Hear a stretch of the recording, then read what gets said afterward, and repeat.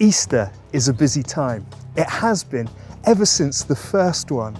In fact, there was so much going on in those momentous few days that we may not give everything the attention that it deserves.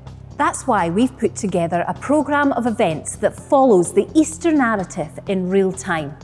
It's a chance to slow down, take a breath, and really think things through. We want to gain a fresh perspective on this well-known story, a deeper appreciation of the steps that led from the upper room to Golgotha.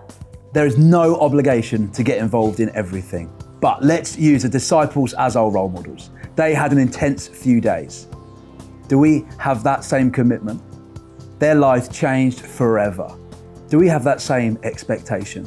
The programme will run from our Facebook page, but don't worry if you're not on Facebook, you'll still be able to see what we're posting. This is where the Easter story will unfold, post by post and hour by hour, a bit like a breaking news story. You'll also find videos here, as well as on our YouTube channel. We'll look at the words of Jesus and wonder at his suffering. We will marvel at a plan laid out in eternity. And of course, we'll take time to worship. Which will look and sound a bit different. We're taking you back in time with a virtual orchestra of instruments from ancient Israel, Greece and Rome, as well as a guided tour of a computer-generated Jerusalem. If you want to get out for some fresh air this Easter weekend, then why not walk our family Easter trail? There are 10 parts of the Easter story to find along the Cuckoo Trail, and a clue on each which forms part of a puzzle solution. Solve that puzzle to win an Easter egg. But everything starts with prayer on Zoom. At 9 o'clock on Monday, Thursday, we will be remembering the preparations that Peter and John made in the upper room. We too will be making our own preparations by committing the weekend to God. Then comes our first community-focused event as we look ahead to Jesus washing his disciples' feet.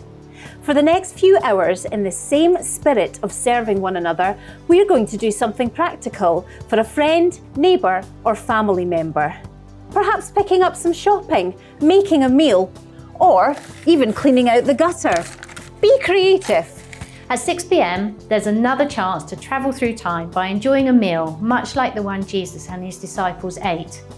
This menu and recipe card will tell you everything you need to know. If you're on our mailing list, you'll find it shortly in your inbox. But if not, you can download it from our Facebook page. After the meal, we'll take communion together at the very moment that Jesus instituted it. Be sure to have some bread and wine or fruit juice on hand if you'd like to take part. After communion, we will worship together just as they did in the upper room. At 9 p.m, we remember Jesus' prayer for unity and protection for his followers. This is the moment to support other believers, to have a phone or video call or send messages of encouragement, or to simply pray for them. Our next Zoom is at 10:20 p.m. This is an online prayer and reflection space, which will be open until 1 o'clock in the morning. For this time, like the disciples in Gethsemane, we will watch and pray. Hopefully, we won't fall asleep. as Good Friday begins and Jesus takes up the burden of the cross. Have a think about how you can help someone else bear a spiritual, emotional, or practical burden. Can we be like Simon of Cyrene, who came alongside someone else who was staggering under a heavy load?